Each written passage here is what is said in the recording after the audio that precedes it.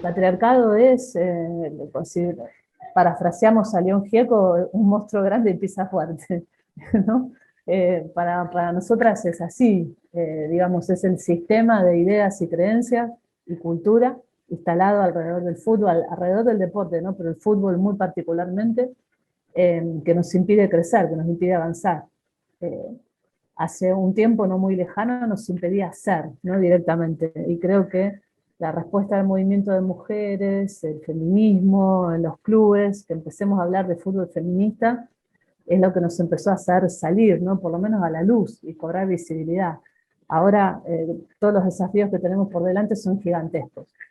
Y me parece muy importante que marquemos no esto como una lucha de mujeres y diversidades, ¿no? Sino una lucha que debería incluir a los compañeros varones también, en tanto también víctimas del patriarcado. Yo creo que poder, digamos, desenmascarar o sacar todas esas capas que hablan de un tipo de varón, de una forma de ser varón, que les hace mal a muchísimos varones, particularmente a los futbolistas, desde que son niños, ¿no?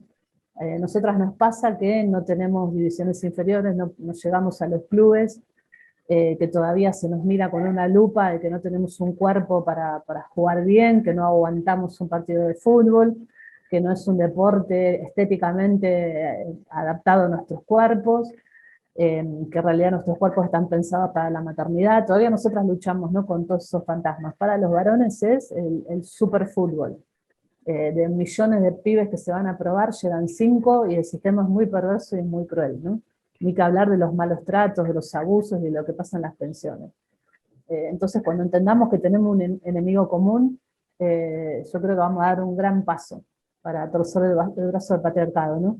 Si no, vamos a estar hablando, digamos, de capaz de cuestiones que mientras se pongan de nuestro lado, y nos tilden de vendehumo, y de que no es un problema, y de que el fútbol es así, porque te lo digo yo, y los códigos y las formas de manejarse de los dirigentes de las instituciones deportivas, y vamos a estar en el mismo lado, ¿no? Entonces, me parece que lo que hay que mirar es cómo articulamos entre todas estas desigualdades para tener un fútbol muchísimo mejor del que tenemos. Desde la nuestra, nosotras hace tiempo que venimos un poco peleadas con la palabra inclusión, ¿no? Cuando decidimos empezar a llamarnos fútbol feminista, era el nombre o el gran título donde podíamos poner todo el proceso que la nuestra llevó adelante en términos de cambios profundos para las entrenadoras y cambios profundos para las pibas, ¿no? O sea, no decimos ahora lo mismo que en el 2007, y todo ese cambio de ninguna manera lo podemos llamar como un proceso de inclusión, ¿no? Cuando decimos inclusión sería preguntarnos, bueno, ¿incluir a dónde?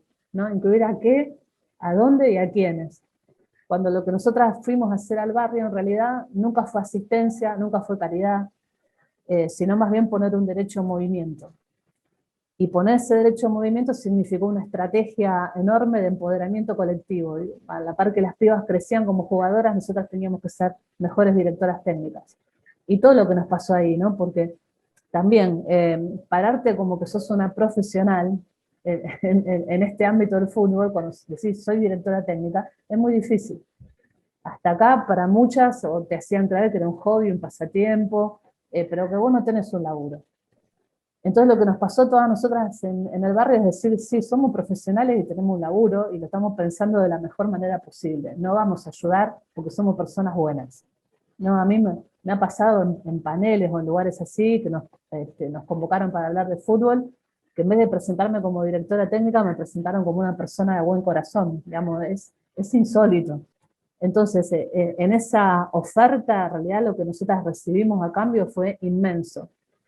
Entonces, no sé si eso es inclusión. Yo creo que eso es entender que el deporte es una herramienta maravillosa para erradicar la violencia de género. Y este me parece que es el punto, ¿no? Y de ahí cómo nos empoderamos todas, porque no fuimos con un saber al barrio, ¿no? Las pibas nos dieron vuelta, pero 30.000 veces. Durante la pandemia con la nuestra nos tuvimos que reconvertir. ¿Sí? Digo esto porque tuvimos que pasar de ser esta organización deportiva, del abrazo en la cancha, del vínculo y de todo lo que supone la nuestra, a no vernos o a vernos a través de la tecnología o pensar una gran campaña de donaciones en relación a los alimentos, a los artículos de limpieza y todo lo que se necesitaba. Fue un momento durísimo, porque no nos podíamos pensar así.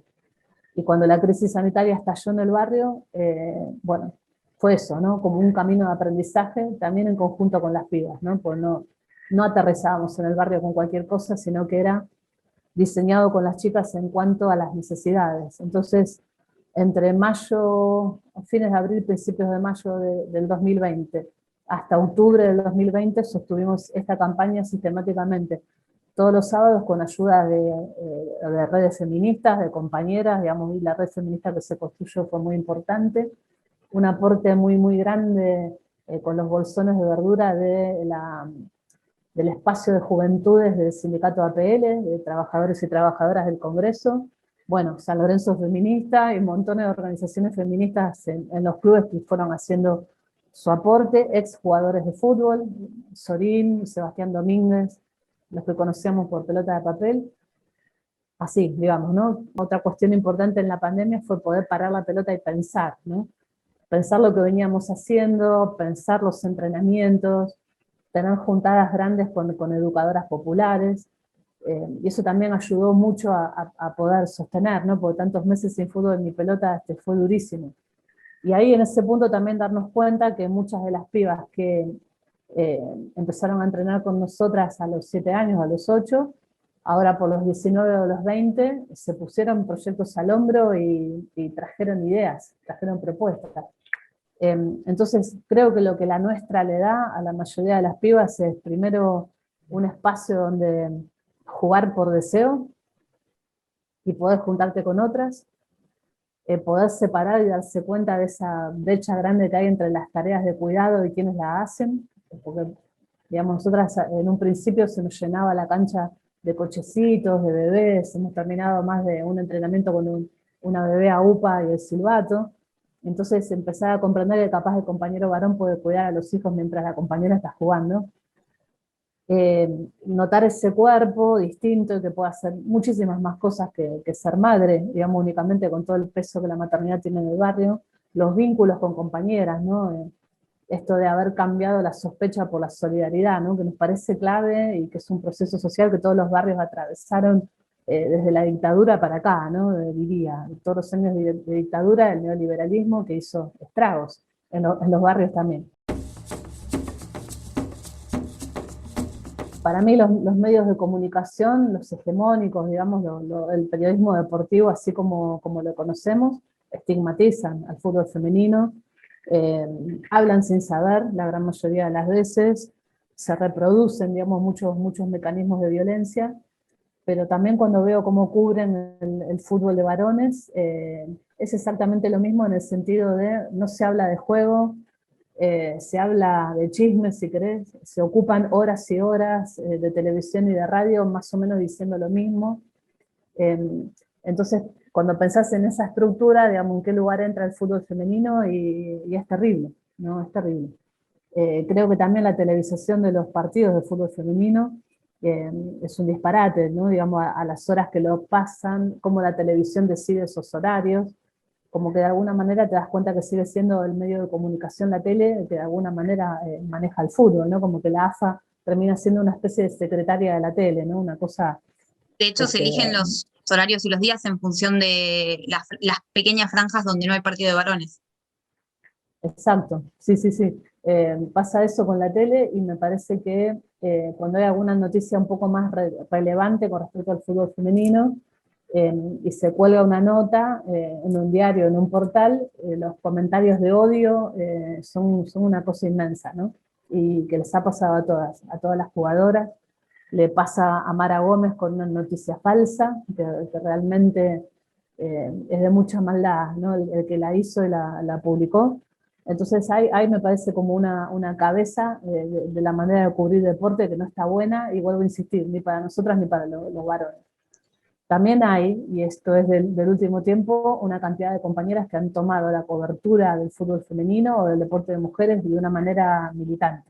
No son las periodistas feministas o con perspectiva de género, que yo creo que pongo como bisagra, igual ya estaban antes, ¿no? Pero el Mundial de Francia, donde muchas incluso se pagaron el pasaje para poder estar y cubrirlo de otra manera. Entonces hubo ahí, digamos, unos relatos que entran como en contrapartida con los otros, y que es muy interesante ahí ver las diferencias. Entonces, soy optimista en función de que me parece que cada vez hay más compañeras intentando relatar, compañeras intentando comentar, y que esa manera de cubrir el fútbol es horrenda, ¿no? Pero forma parte de esa gran maquinaria que nos hace olvidar de que es nuestro juego, digamos, no es de ellos. Eh, es un juego que es de los pueblos, ¿no? De varones, de mujeres y de diversidades. Es nuestro Exacto. juego y lo tenemos que recuperar.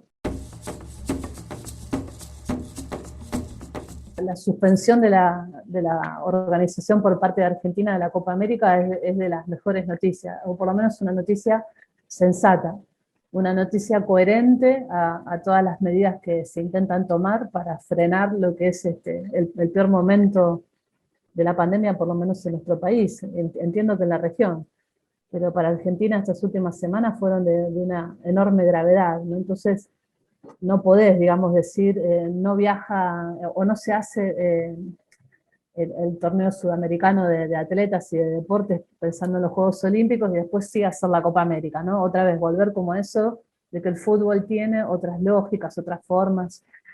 Sabemos lo importante que es, sabemos los intereses que mueve, que no es lo mismo un campeonato sudamericano de atletismo que el de fútbol, sabemos que es así, pero me parece que en donde estamos hablando de vida y muerte, lo más sensato era la suspensión, celebrada, ¿no? Yo creo que los que estamos por lo menos parados del lado de la sensatez y no de cualquier cosa por cualquier cosa, creo que está muy bien.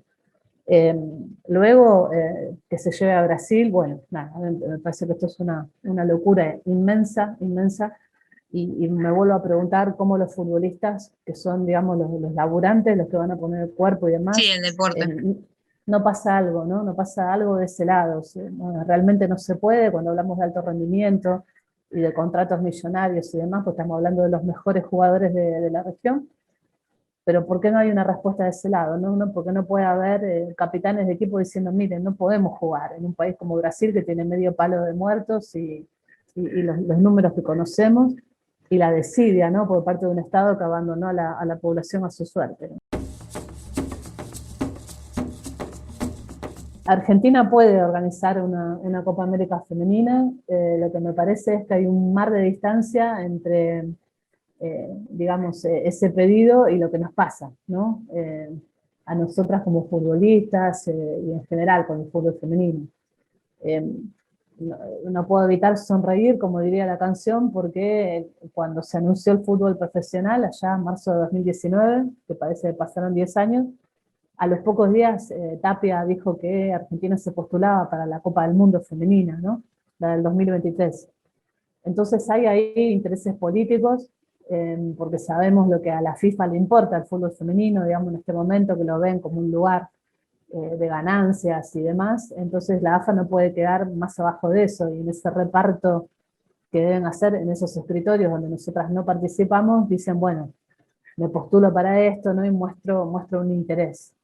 Ahora, lo que pasa con las selecciones nacionales, nada, es terrible, ¿no? Es como las mejores jugadoras no se las convoca, no hay un plan, digamos, a largo plazo, hay una denuncia concreta a un técnico empleado en AFA por abuso, y no pasa nada tampoco con eso, digamos, ¿no? Se recurre internacionalmente para que tenga una repercusión mediática, pero la AFA dice que no sabe y vamos a ir hasta las últimas consecuencias. Entonces, digo, me parece que hay ahí montones de cosas que arreglar en la propia casa, digamos, ¿no? Antes de salir a pensar en un evento internacional. Como sabemos, si la decisión está y se postula y lo gana, va a pasar. Ahí en ese caso, bueno, tendremos que aprovechar esos ojos sobre nosotras todo ese tiempo para aprovechar un evento internacional en decir, proclamar y hacer todo lo que venimos haciendo siempre, ¿no? Pero bueno, como tantas otras cosas, es por lo menos incoherente.